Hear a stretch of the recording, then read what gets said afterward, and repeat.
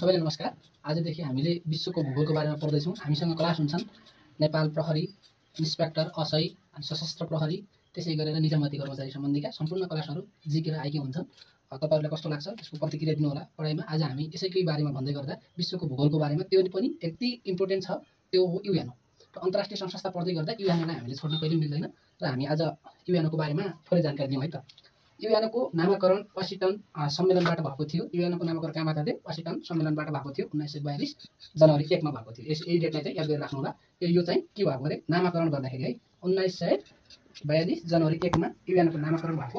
यसका फाउन्डर चाहिँ को हुन् भने रुजवेल्ट हुन् है। त्यतिखेरको फाउन्डर चाहिँ युएनओको फाउन्डर चाहिँ रुजवेल्ट हुनुहुन्छ है। त्यसै बडापत्रको तयारी चाहिँ कसरी भयो भन्दाखेरिमा चाहिँ त्यसभन्दा पछिको तयारी बडापत्रको मस्यौदा सन् 1941 अगस्त 14 मा चाहिँ यसको मस्यौदा समितिको बैठक बसेर यसमा मस्यौदामा भएको चाहिँ डेट हो। बडापत्रमा हस्ताक्षर कहिले भयो भनेर क्वेसन आउँदा 1945 जुन 26 मा यसको हस्ताक्षर भएको थियो।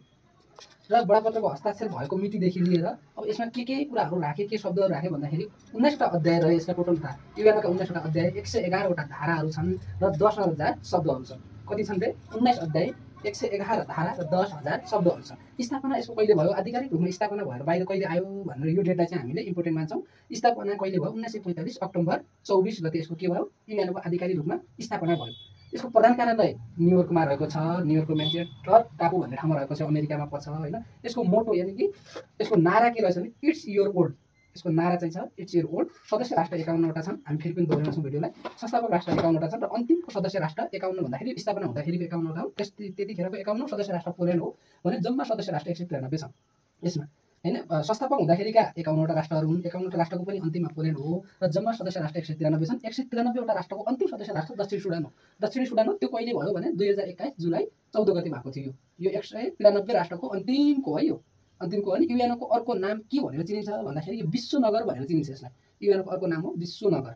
शान्ति सेनामा जति पनि जान्छन्, नेपाल जान्छ, भारत जान्छ, हरेक देशका सेनाहरू जान्छन्। यो शान्ति सेनालाई चाहिँ ब्लू हेलमेट भनेर चिनिन्छ किनकि यसले ब्लू हेलमेट लगाउने भएकाले ब्लू हेलमेट भनिएको हो। र यसको आधिकारिक भाषाहरू छन् 1 2 3 4 5 6 वटा भाषाहरू छन्। 6 वटामा Spanish, English, French, Chinese, America र अरबी र रसियन यसका भाषा छन् है। के छन् भने स्पेनिस, इङ्ग्लिस, फ्रेन्च, चाइनिज, अरबी र रसियन यसका भाषाहरू है। यसको कार्यालयका भाषाहरू चाहिँ दुईटा मात्र छन्, इङ्ग्लिस र फ्रेन्च यसका दुईटा भाषा हुन् कार्यालय भाषाहरू। युएनओको विश्वविद्यालय कहाँ रहेको छ भने जापानको टोकियोमा यसको विश्वविद्यालय रहेको छ युएनओको। र पर्यवेक्षक राष्ट्रहरू दुईटा छन्, एउटा हलेसी र प्यालेस्टाइन हो। हलेसीलाई चाहिँ अर्को भ्याटिकन सिटी पनि भनिन्छ।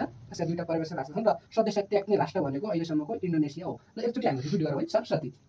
अन्तर्राष्ट्रिय संस्थाहरूमा युएनओ पर्छ पहिलो नम्बर। युएनओको नामकरण वाशिंटन सम्मेलन 1942 जनवरी 1 मा भएको थियो। यसका फाउन्डर छन् रुजवेल्ट हुन्।